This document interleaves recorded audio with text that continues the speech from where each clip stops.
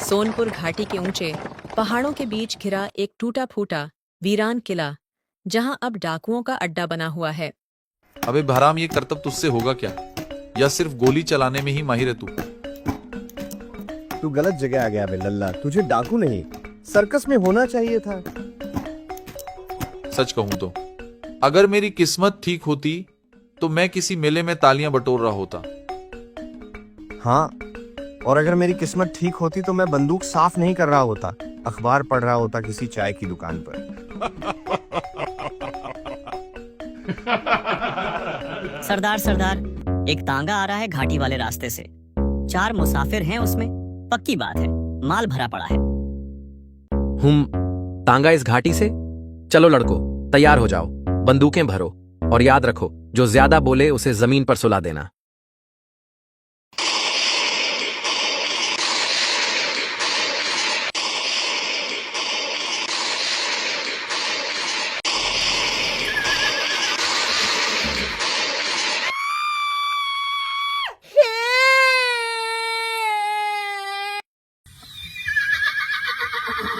रुक जा तांगे वाले, अगर जान प्यारी है तो तांगा यहीं रोक दे।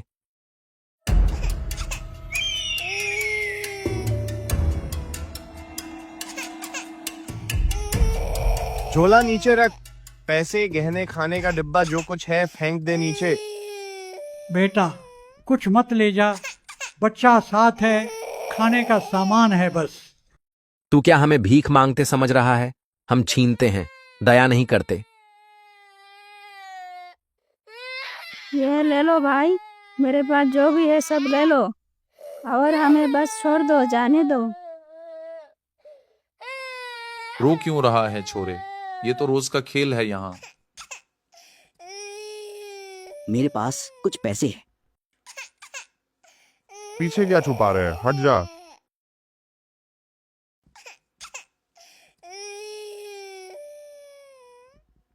याद रखना, ये सोनपुर घाटी है। यहां से जो जिंदा जाता है वो किस्मत वाला होता है। अब भाग यहां से, वरना लाशें भी वापस नहीं जाएंगी। रतनपुर गांव।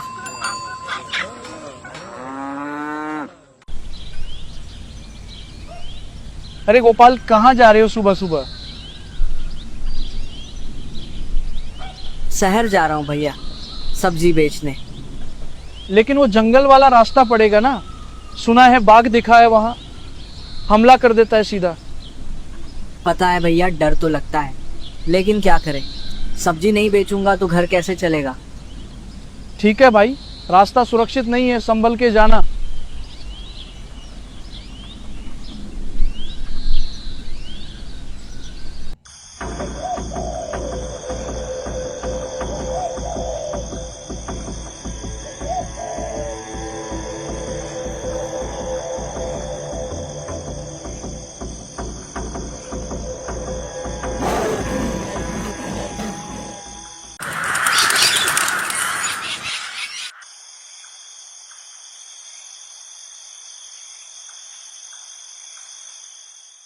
ये कहानी है रतनपुर गांव की। यहाँ से निकलने वाले तीनों रास्तों ने गांव वालों की नींद उड़ा दी है और आज इन्हीं मुसीबतों का हल निकालने के लिए गांव के चौपाल में बुलाई गई है ग्राम पंचायत की बैठक। सरपंच जी, वो जो शहर वाला रास्ता है ना, वो पूरा जंगल से जाता है। हम सब्जी लेकर शहर जाते हैं बेचने, पर जब भी निकलते हैं बाघ रास्ते में घात लगाए बैठा रहता है। उसे जो दिखता है चट कर जाता है। कई बार तो हमारी जान भी मुश्किल से बची है। परसों की बात है, हमारे गांव के गोपाल भैया पर हमला कर दिया था, बेचारा बच नहीं पाया। अब हालत ये है सरपंच जी कि हम डर के मारे शहर नहीं जा पा रहे। सब्जी खेत में सड़ रही है, कमाई का कोई और रास्ता नहीं है, घर में चूल्हा जलना मुश्किल हो गया है। कृपा करके कुछ कीजिए, वरना हमारा जीना हराम हो जाएगा। हरे राम, तुम जो कह रहे हो वो सिर्फ तुम्हारी नहीं बल्कि पूरे गांव की तकलीफ है। हमारे गांव के लोग शहर तक नहीं जा पा रहे, ना व्यापार कर पा रहे, ना दवा ला पा रहे, और इसकी वजह सिर्फ वो जंगल नहीं है बल्कि वो बाघ है। इसका हल निकालना ही पड़ेगा। सरपंच जी, वो सोनपुर जाने वाला रास्ता जो पहाड़ी घाटियों से होकर जाता है, अब डाकुओं का अड्डा बन गया है। वो डाकू पहाड़ियों पर छुपे रहते हैं, बंदूकें ताने हुए राहगीरों को रोकते हैं, रुपए पैसे ही नहीं खाने का डिब्बा तक छीन लेते हैं और कई बार तो लोगों को बेरहमी से पीटते भी हैं। हाँ सरपंच जी, पिछले हफ्ते सुरेश चाचा को इतना पीटा कि बेचारे अब तक बिस्तर पर हैं। एक बार हमारे पड़ोसी का लड़का गया था बहन की शादी में, लौटा तो ऐसा पीटा हुआ था कि हम पहचान ही नहीं पाए। सरपंच जी, रामनगर जाने वाला रास्ता भी क्या कम है। हम तो सोच रहे थे कि कम से कम रामनगर वाला रास्ता ही बचा है, पर अब वहाँ भी इंसान नहीं कोई और बस गया है। क्या मतलब? वहाँ कौन है? भूत है सरपंच जी, पीपल के उस पुराने पेड़ पर जो रास्ते के किनारे है। जैसे ही सूरज ढलता है और अंधेरा गहराने लगता है, उस भूत की आंखें खुलती हैं और फिर जो भी उस रास्ते से गुजरता है उसका मार पीटना शुरू। कभी किसी का सामान को तोड़-फोड़ शुरू कर देता है, जैसे ये उसका रोज का खेल हो। अब बताइए हम कहाँ जाएं सरपंच जी? शहर वाला रास्ता बाघ खा जाता है, सोनपुर में डाकू लूट लेते हैं और रामनगर में भूत पीट देता है। गांव तो जैसे चारों तरफ से बंदीगिरी बन गया है। देखो भाइयों और बहनों, अब ये मुसीबत हमें ही दूर करनी है। कब तक हम डर डर के जीते रहेंगे? हमारे गांव के नौजवान आखिर किस दिन काम आएंगे? ताकतवर भी हैं, समझदार भी हैं, पढ़े लिखे भी हैं। गांव की रक्षा अगर करनी है तो बच्चे, बूढ़े और औरतें थोड़ी खड़े होंगे। हाँ, इसमें खतरा ज़रूर है, जान जाने का भी डर है, इसलिए कोई ज़बरदस्ती नहीं है। जो भी करना चाहे अपनी मर्जी से करे, पर याद रखना ये काम गांव के लिए है, अपने लोगों के लिए है।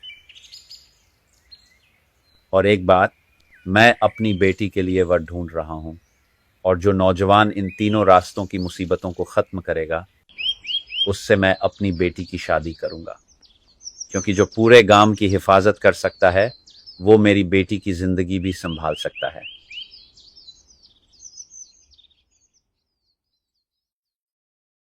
आपने पंचायत में मेरी शादी का ऐलान कर दिया, और वो भी ऐसे। जो भी 3 रास्तों की मुसीबत हल करेगा वही आपका दामाद बनेगा।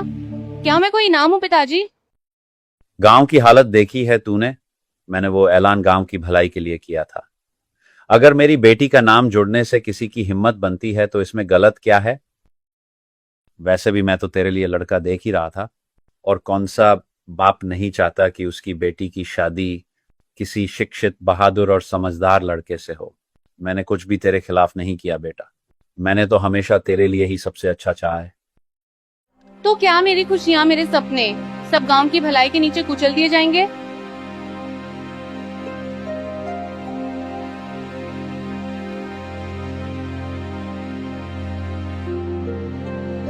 तू बहुत छोटी थी जब तेरी माँ हम दोनों को छोड़कर चली गई थी। तेरी हंसी ही मेरी दुनिया है। तू उदास होती है तो मैं चैन से सो नहीं पाता हूँ।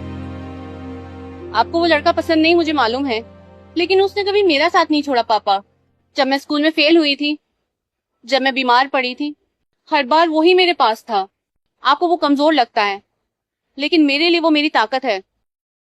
अगर वो लड़का इन 3 रास्तों की मुसीबतों से निपटने की हिम्मत दिखाए तो मैं भी साबित कर दूंगा कि मेरा फैसला जिद नहीं, बल्कि गांव की भलाई के साथ बेटी की खुशी का भी है।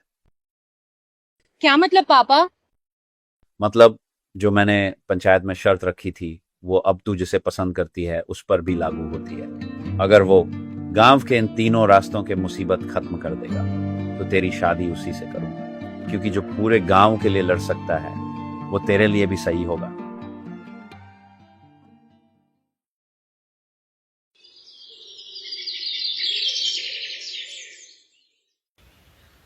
लेकिन भूत भूत सच में हुआ तो लड़ाई के आगे जीत। अब चाहे बाघ हो या भूत, मैं पीछे नहीं हटूंगा।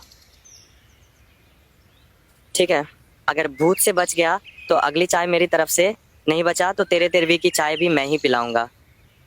इस बार नाम कमाने का मौका है, वरना जिंदगी भर चप्पल सिलते रहूंगा लाला जी की दुकान में। जोश ठीक है, पर होश भी रख, कहीं नाम कमाने के चक्कर में जान गंवाना ना पड़ जाए। सोचो जरा, लोग जब कहेंगे यही है वो लड़का जिसने बाघ को पछाड़ा, डाकुओं को भगाया और भूत को हटाया, छोटे बच्चे तक नाम लेंगे हमारा। और उस दिन के बाद कोई हमें हल्के में नहीं लेगा, ना गांव में ना रिश्तेदारों में। और अगर बाघ ने चबा लिया तो गांव कहेगा अरे बेचारा बहादुर था, खा गया बाघ। चलो चाय पी लो उसकी याद में। भाई एक बात साफ है, जो ये कर जाएगा उसे सरपंच की बेटी के साथ सिर्फ शादी ही नहीं होगी, बल्कि सम्मान, बहादुरी और समझदारी की पहचान मिलेगी। मुझे तो समझ ही नहीं आ रहा कि इन तीनों रास्तों की मुसीबत को कैसे खत्म करूं। तुम बहुत समझदार हो, बताओ क्या करूं कि ये तीनों खतरे भी खत्म हो, ताकि हम दोनों की शादी के लिए तुम्हारे पिताजी राजी हो जाए। पहले बाघ को हटाना होगा, लेकिन ध्यान रहे कोई हथियार नहीं। अगर बिना हथियार के तुम उसे पकड़ लो तो पूरा गांव हिल जाएगा। बिना हथियार कैसे? जाल बिछाना होगा चालाकी से, बाघ ताकत से नहीं अकल से पकड़ना होगा। हाँ, अब समझ आया, आज ही पिंजरा लगाऊंगा। देखो भाइयों, मैं ही हूँ असली मर्द। आज इस बाघ को मारकर ही लौटूंगा, फिर इस सरपंच की बेटी मेरी दुल्हन होगी।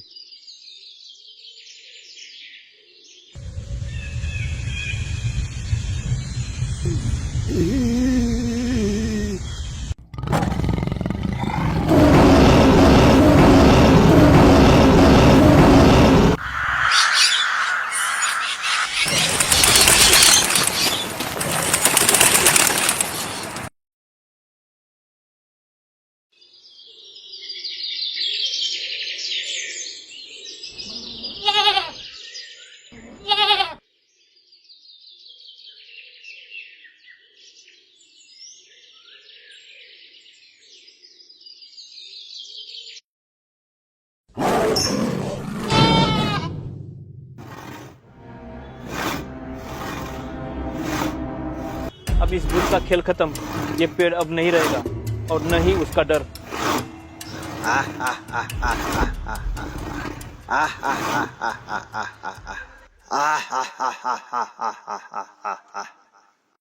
तुम इंसान मेरा घर तोड़ेगा, एक एक का गर्दन मरोड़ दूंगा।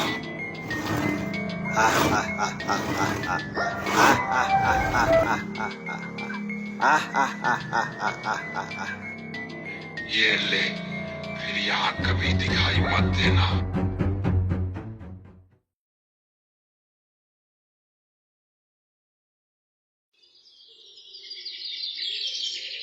ना बाघ का सामना कोई कर पाएगा, ना भूत से बच पाएंगे। और सोनपुर वाला रास्ता तो पहले से ही डाकुओं का अड्डा बना है। हमने सोचा था बहादुरी दिखाएंगे, लेकिन अब लग रहा है दामाद बनने के चक्कर में यमराज से मिलना पड़ जाता।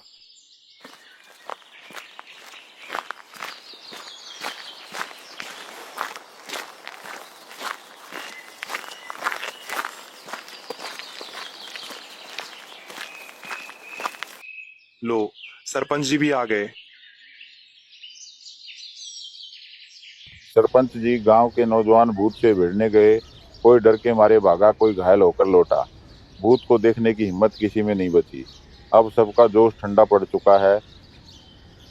बाघ के सामने खड़ा होना आसान नहीं है सरपंच जी, वो तो सीधा गले पर झपटता है। और वो डाकू के पास तो बंदूक है, उनसे लड़ना बहुत ही मुश्किल है। ये है वो बाघ जिसने हमारी राहें बंद कर दी थीं, लेकिन इसे मैंने एक भी हथियार का इस्तेमाल किए बिना खून बहाए मैंने बाघ को पकड़ लिया है।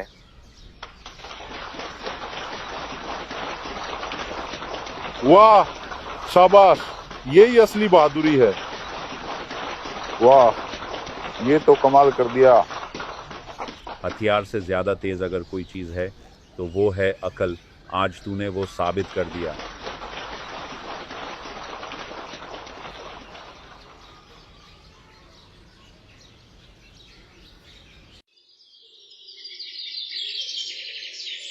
तुमने यहाँ क्यों बुलाया? तुम्हारे पापा देख लेंगे तो बड़ी गड़बड़ हो जाएगी। पापा को पता नहीं चलेगा, तुम टेंशन मत लो। मैं तो बस ये पूछना चाह रही थी, अब दूसरे रास्ते का क्या करें? वो डाकू तो इतने बेरहम है कि किसी को जिंदा नहीं छोड़ते। मेरे पास एक आइडिया है। डाकू भी इंसान होते हैं और इंसानों को सबसे ज्यादा क्या चाहिए? खाना। हम स्वादिष्ट खाना बनाएंगे, पूड़ी, सब्जी, मिठाई, लेकिन उसमें हल्का जहर मिलाएंगे। खाना गधे की पीठ पर बांध देंगे और उन्हें उसी रास्ते पर भेज देंगे। हाँ, ये ठीक रहेगा। मैं खाना रेडी करके देती हूँ।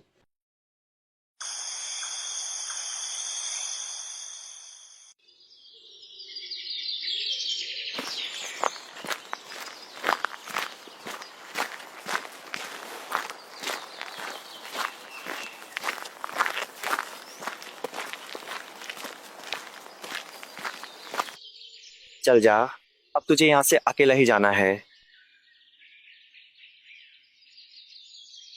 अरे रुक जा बे गधे, लगता है इसका मालिक हमारे डर से पहले ही भाग गया। अरे इसमें तो पूड़ी सब्जी है, मुझे तो लगा था कि ये डब्बा खाली है।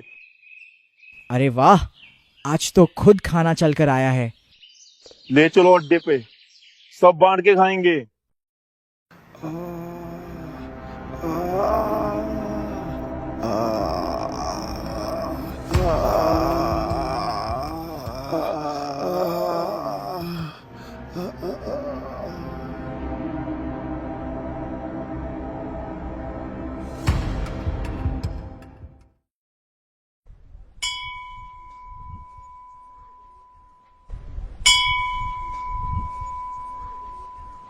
पूजा तो हो गई, अब बताओ तीसरे भूत वाले रास्ते का क्या करें? इस रास्ते की मुसीबत से निपटने के लिए श्रद्धा से काम लेना होगा। गांव के बाहर जो पहाड़ी के नीचे साधु बाबा रहते हैं, उनसे मिलो, वही कुछ उपाय बताएंगे। भूत से डर तो नहीं लगता, लेकिन वो पीपल का पेड़ बहुत अजीब है। वहां अंधेरा होते ही कोई रोता है, कोई हंसता है। डरो मत, साधु बाबा जो बोलेंगे वही करना, और उसके बाद तीसरी सड़क भी सुरक्षित हो जाएगी। बाबा, गांव की तीसरी सड़क पर एक पीपल का पेड़ है। वहां कुछ है, अंधेरा होते ही वहां से गुजरने वालों को परेशान करता है। मैं जानता था कोई एक दिन इस सवाल के साथ जरूर आएगा। वहां एक भटकी हुई आत्मा है, कई सालों से वहां बंधी हुई है। उसे मुक्ति चाहिए, डर फैलाना उसका खेल बन गया है। तो फिर उपाय क्या है बाबा? ये मंत्र से सिद्ध धागा है। इसे आज दिन ठीक 12 बजे पीपल के पेड़ के तने पर 7 बार घुमाकर बांध देना, बिना पीछे देखे वहां से लौट आना। कोई आवाज दे तो भी मत रुकना। ओम भूत प्रेत बाधा निवारणाय नमः। क्यों आया है? ओम भूत प्रेत बाधा निवारणाय नमः। ये मेरी जगह है। ओम भूत प्रेत बाधा निवारणाय रमेश नमः। तेजी से पेड़ के तने के चारों ओर घूमकर धागा को लगाते ही भूत हमेशा के लिए पेड़ छोड़कर चला जाता है। ओम भूत प्रेत बाधा निवारणाय नमः। रमेश ने हिम्मत से हर एक रास्ते का हल निकाल दिया। अब मुझे यकीन हो गया है कि ये मेरी बेटी का साथ निभा सकता है। पापा, तो क्या अब आप सच में मान गए? हाँ बिटिया, तुम्हारी शादी इस बहादुर के साथ होगी। और यूं तीनों रास्तों की मुश्किलें सुलझ गईं। अब ना कोई डर रहा, ना कोई रुकावट। अब गांव वाले हंसी खुशी रहने लगे।